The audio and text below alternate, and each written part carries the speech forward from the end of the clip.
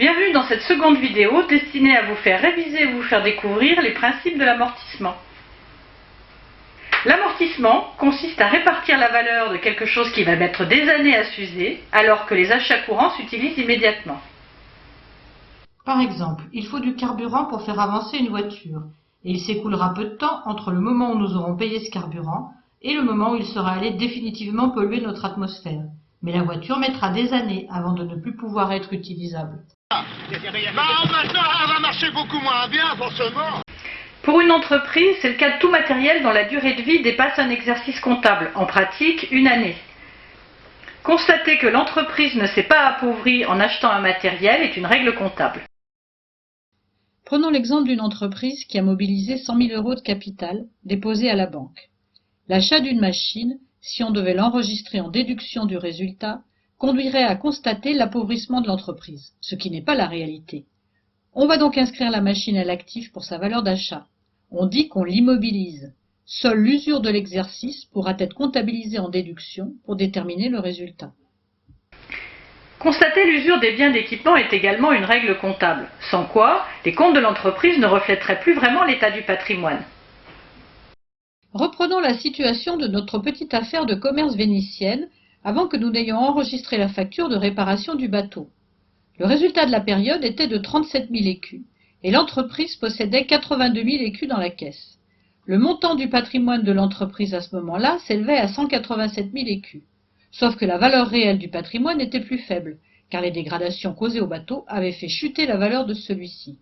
En effet, si nous avions voulu le revendre, nous aurions dû déduire les 6 000 écus de réparation du prix de vente. Nous aurions pu en obtenir 94 000 écus.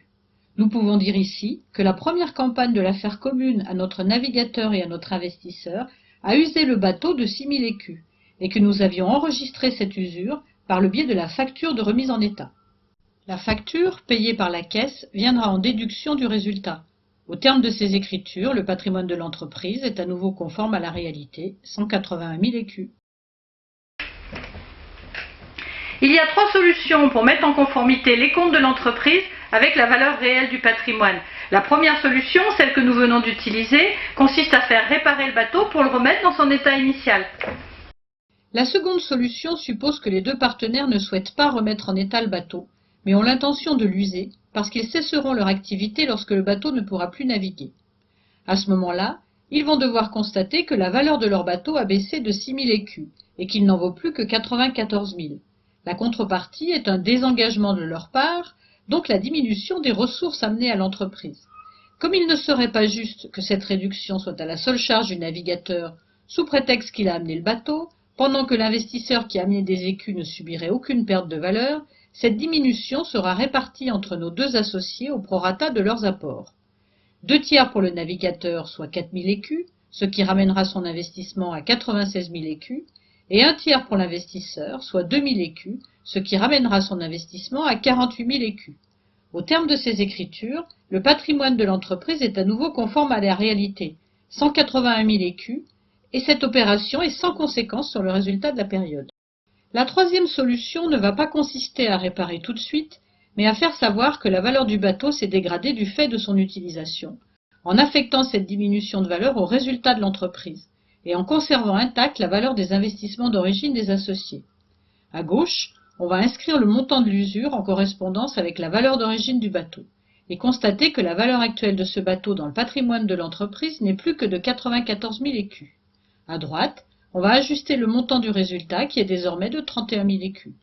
Au terme de ces écritures, le patrimoine de l'entreprise est à nouveau conforme à la réalité, 181 000 écus. Quelle différence entre ces 3 solutions? Eh bien, la première et la troisième partent toutes les deux du principe que nos deux associés ont l'intention de faire des affaires sur le moyen long terme. Dans le premier cas, ils vont réparer immédiatement le bateau, qui sera ainsi remis dans son état initial. Dans le troisième cas, ils vont constituer progressivement un fonds de réserve qui leur permettra de refaire cette remise en état plus tard. Dans les 2 cas, ils vont retirer 6 000 écus du résultat distribuable et ainsi garder l'argent dans l'entreprise. La technique de l'amortissement est la solution retenue dans les sociétés de capitaux. Ici, le constat de l'usure du bateau cumulé sur 10 ans permet de retenir 100 000 écus de résultat et de racheter un autre bateau. Dans le bilan après usure complète du bateau, et bien que les associés se soient répartis tout le résultat, la caisse contient de quoi acheter un nouveau bateau. Amortir ses investissements et donc mettre de côté les moyens de les renouveler permet aux entreprises d'assurer leur pérennité.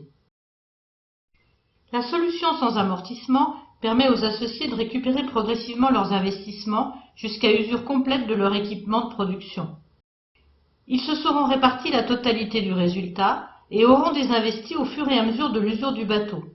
Une fois le bateau inutilisable, sans outil de production, il leur restera à se répartir la caisse et les marchandises restantes, à enregistrer en contrepartie l'annulation de leurs investissements et la répartition du dernier résultat, et à constater la disparition de l'entreprise.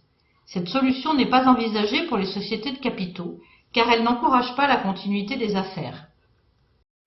Cette vidéo est maintenant terminée, je vous laisse retourner au reste de vos études et je vous dis à bientôt.